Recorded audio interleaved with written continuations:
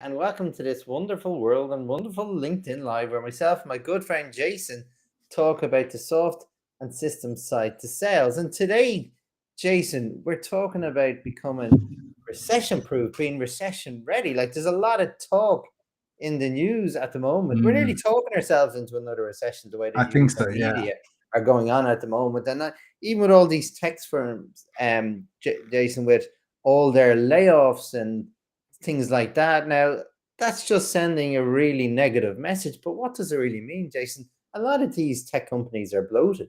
They're Yeah. absolutely bloated. But everything is sending the world the message that we need to tighten down the hatches, right? Yeah. Which is fine, Jason. But here's the thing, as I said, we could talk ourselves into a new recession, right? But regardless of it, Jason, it's good practice as sales teams to be always recession ready, right? Yeah. And this could be your potentially third recession, Jason, if I'm correct. So Yeah, I think so. before we go into any details, tell me about your experiences in the previous few recessions. Tell me what they're like. So my very first recession was when I was quite young, or younger. Um, and it was the property bubble burst. And that was in the UK when I was living in England. And everything went tight. Before that, the property market was sky high. And then all of a sudden it just dropped. We were quite lucky at that time. My parents had moved and they downsized. Well, they actually just moved out the area, which was an expensive area, to another area, which was about 80 miles away, and it was good for them at the time. And I was living there. So I experienced that one. And then the second one was when I was working in London, and I was working with a big startup, lots of people working there, 50 million of investment from BT, websites and all of that. And it was the dot-com bubble burst, and Okay, yeah, yeah. lots of people invested, and there was a big crash, and lots of companies went bust. There was obviously some resilience there with the likes of Google that started creating their own thing. They were quite lucky in that time, so they obviously did well. But there's a lot of other companies around that, and I know a lot of them just don't imploded in on themselves just because everyone went a little bit crazy. I was lucky enough to get myself out of that and into something else. But then 2000, when I moved to Ireland, everything was Celtic Tiger days, and then the financial crash, was it 2009, 2011, 2008. I know that one 2008. well, Jason. I know that one well. So, it's another one where a lot of people just get very nervous about things and let people go. And like I was let go a couple of times over that period of time.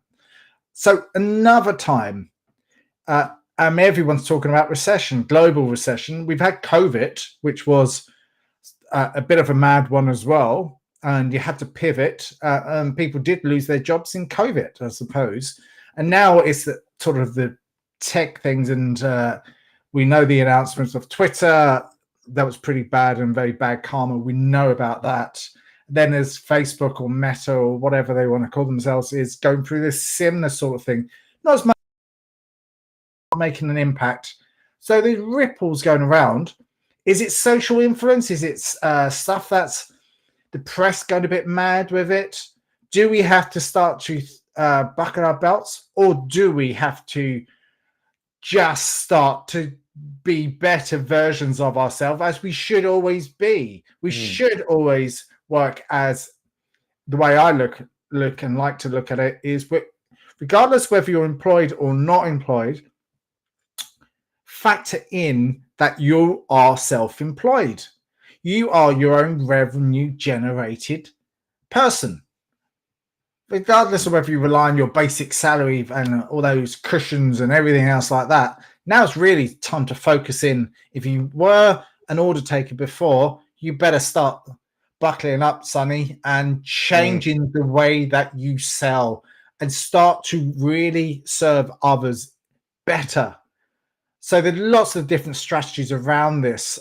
Number one, I would always suggest is, if you're feeling a pinch now, find someone to help you, find a team to help you, find a coach, find a trainer. That's the first thing. Getting if sometimes that's the one of the first things to go, but that's the first thing that you should be doing is, look for ways to better serving your teams by getting really good training and getting really good coaching, whatever that might look and feel like, and get a really good, strong process in place.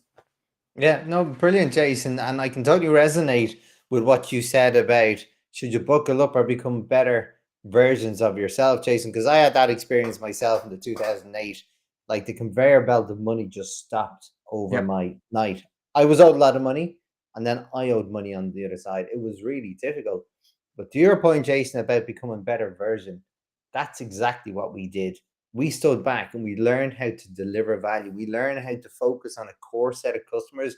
We learned how to manage the risk and exposure that we were putting into the marketplace. And we were very careful about the business we took on. We actually created a set of criteria for the business we should take on.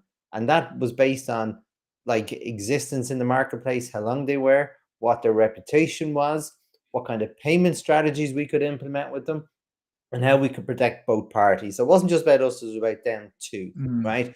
And it made a huge difference. And I've been helping other companies do this, Jason, as well, because I've learned how to, my own business back then, to thrive in difficult times. And that's what I teach now. And I always believe, if you, to your point, stop thinking sales is an administration role, picking up the phone, putting orders on a system, get out there, build those relationships, find out what their needs are. And I always say, Jason, if you're being very smart about this, as you should be, you should be doing these scenarios at the start of every year. You should be managing the scenarios, updating them on a quarterly basis to see how relevant or whatever is happening, what changes are happening. You should be seeing these signs coming if you're paying attention to what's going on. Because when you start doing your good case, break even case, and not so good case, you need to also, with the way the world has gone, things can change so fast. You need to have that crisis model. And what does that mean from the sales perspective? What do you have to do for your business, but also that small cohort of customers you want to protect and serve that you believe will ride the storm with you? So it's all about being really smart, Jason, and being very good. The other thing, Jason, that's really important to me is, like I always talk, and we've talked about it before, having that systematic sales funnel. Like not that bloated funnel where you're only generating leads that you believe have a good chance that can turn into good meetings, which have a good chance that can turn into potential orders. And that because you start working on, we talked about it before, that feedback between every single step. So you're only generating leads that are potentially good leads. You're not bloating your funnel, wasting a lot of time, increasing your cost of sales because you're targeting the wrong customers. So it's very important to be, as you said, smart and become better versions of you as a person, but also as the team operates. Yeah, I totally agree with that. That is a really smart move. Start looking into your funnel, reducing the crap that's in there, the stuff that's in there which shouldn't be in there. Like we know this, and so too the sales managers should know this. They should be going, let's get ruthless with this. Let's start going through every single pipeline and just checking in, doing a sense check. The other thing I was thinking about is keeping in touch with your existing clients, because obviously they're the ones that are going to be looking after you, but also do a temperature check with them as well, just to see how things are working with them at the moment with all of this talk of recession. Do your due diligence behind that and make sure you do research before then just doing a random phone call with them and get, just to see what their marketplace is like, and just check out the social media websites or whatever before you call them, so you're best informed to give them the best advice that you could probably can do, because we are a service industry. So let's best serve them and just have a look at their accounts and see what we can do to help them within potential crisis. If everything's going well, happy days. And I'm sure they'll respect you more if you there in advance, just in case anything happens, because you want, at the end of the day, advisor, And the more and the better that you can serve your existing customers, they're going to look after you inadvertently, as we already know.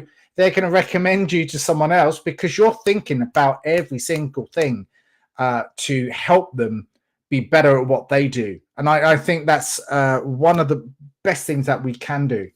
Yeah, well, I will even go, I totally agree, Jason. I think that's really smart.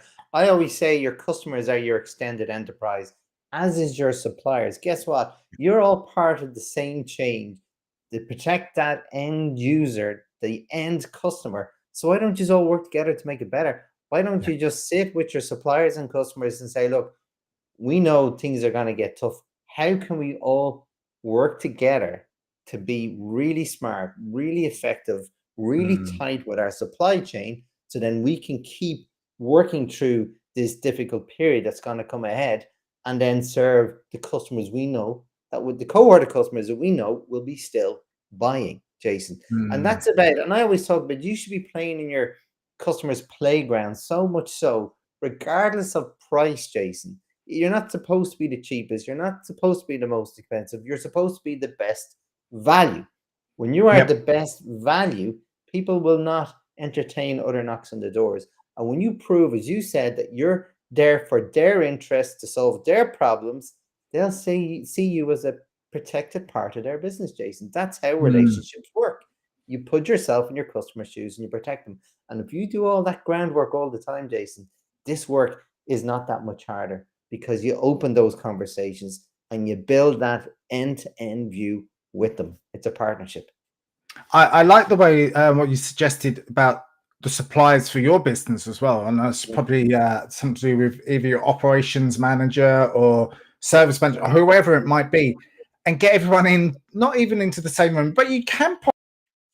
If you have lots of suppliers, lots of customers, let's maybe have a mind share day or something like that. Get everyone in the room, have a conversation about how can we best serve each other all the way through. I love that idea. That's a really smart idea. Something else that you could possibly do is redefine your market and redefine maybe a difference, what you can do above and beyond your competitors. Have obviously look at your competition, which is obviously core, but maybe just slightly pivot your product and your service that you actually offer in the market, and maybe redefine it, because everyone pivots. Everyone pivoted in COVID. Now we're sort of going back to some normality, just about. But, you know, now another time to pivot, but get smarter about what we do, get clever about what we do, and work with the clients again and serve them in the best way possible. You suggested is absolutely perfect, right on the money. Yeah, it is, Jason. And what we're really saying, what we haven't really just spelled out there, we're talking about existing customers.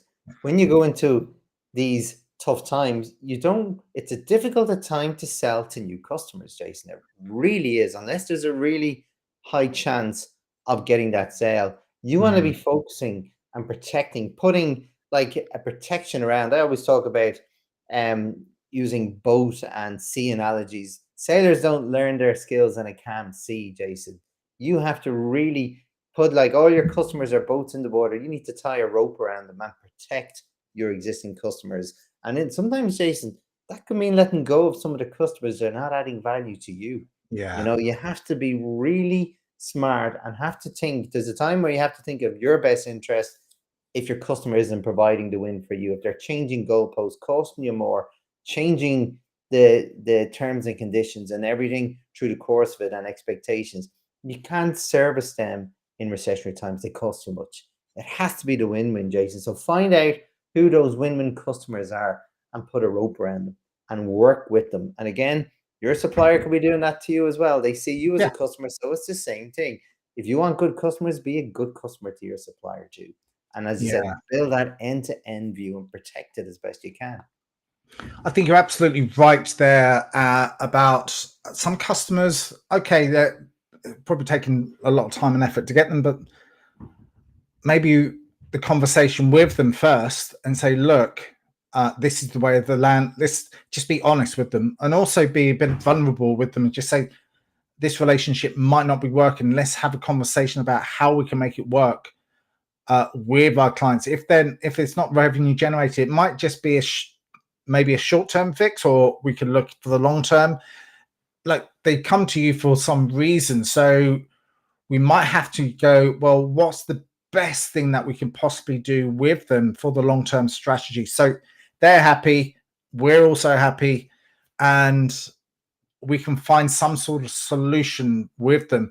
And I like to look at when you have a look at major accounts and strategies around that, is short term, 1 year time, 3 years time, and 5 years time with that customer.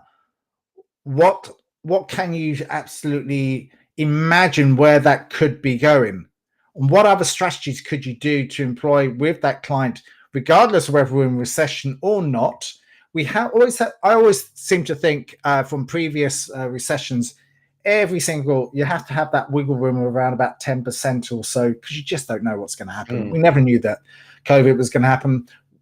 We was almost sure that this recession was going to happen, because after COVID, it was something else was going to happen, because governments and whatever were paying for something. So they have to recoup their costs, which puts stress on the whole ecosphere of the economy. Like, I'm not an economist, but I can imagine sort of scenario. There is stress. You're absolutely right, Jason. And the other thing that I like to talk about is, if you think of all your competitors, they're going to be batting down the hatches, right? That's what they're going to do. Right. And I've done this myself with my own business, Jason, in the recession of 2008.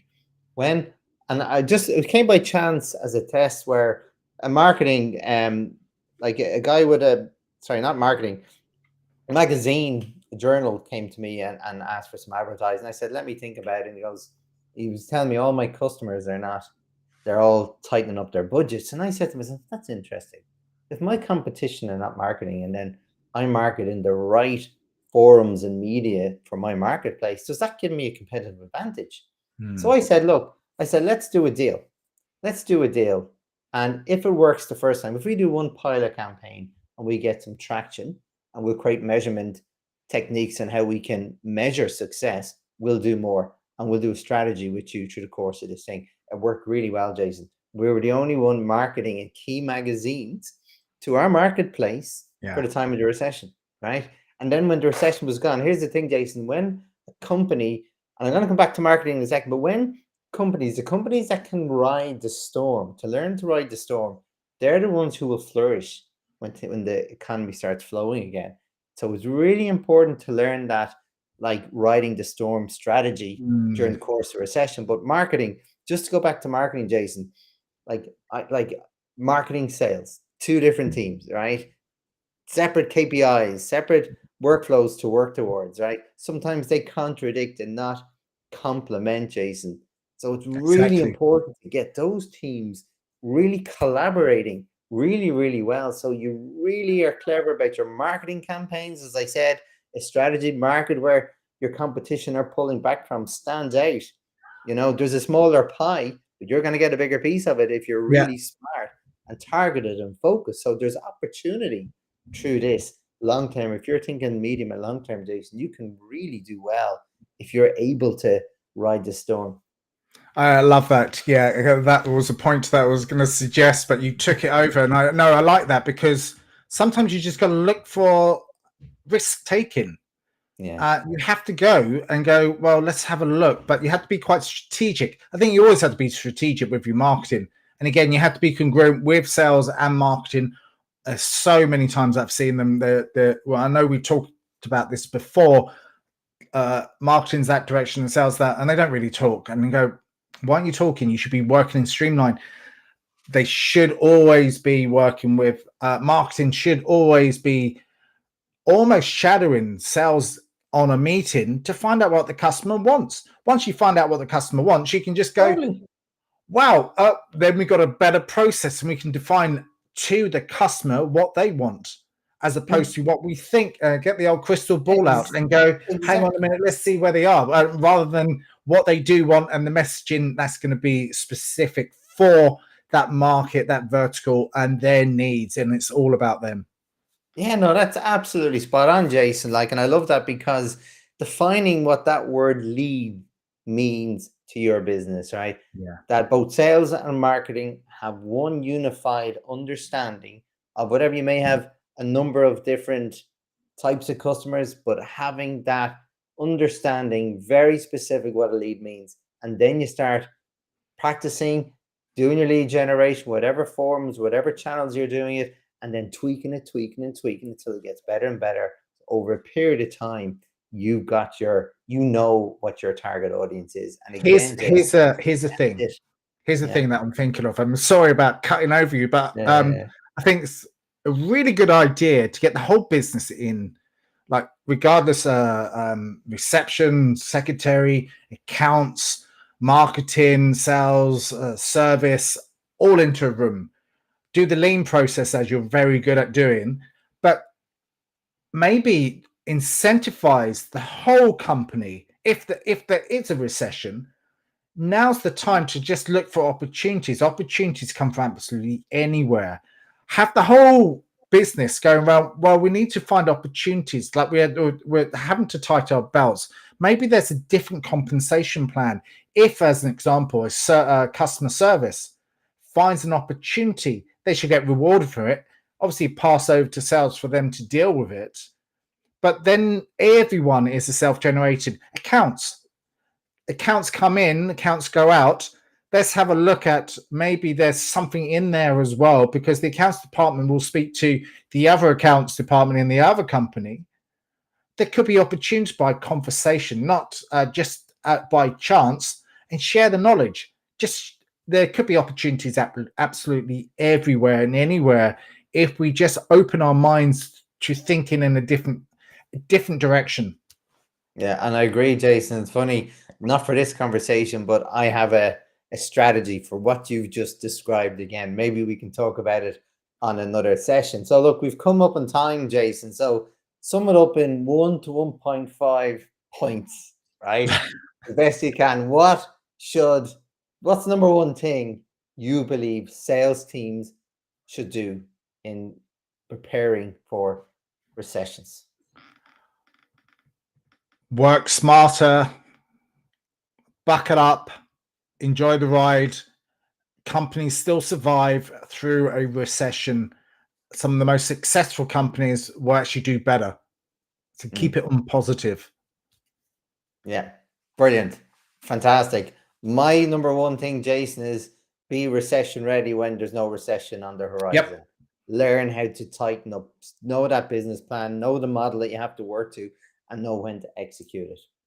So anyway, Jason, thanks again for your time where we talk about the soft and system side sales. Thanks for people who are tuning in, who are going to watch it on the channels. And we'll see you again next week for another conversation in how to maximize your sales. Thanks for watching, and we'll see you soon.